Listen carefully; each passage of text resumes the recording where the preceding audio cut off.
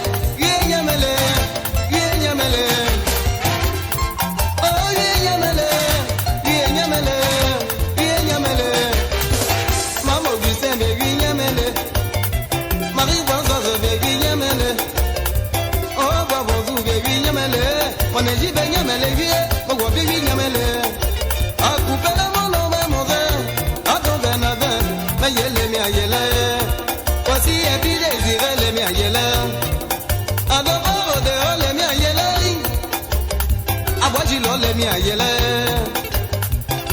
le ble abogbo alobowu adese ngba mo wo ye ijo buru gaso mo wo ye ojesi do ni ole mi ayele o se kayo lando ya ba ya pizza jake lande petiri bane abava la tenuo itagbe Daniel Jean Pascal c'est qu'à désirer nous une heure de joie badi ouais de kababo menez pour le tambolobo à ce moment tambolobo espoir Roger tambolobo yeah non mais avec aïe non mais avec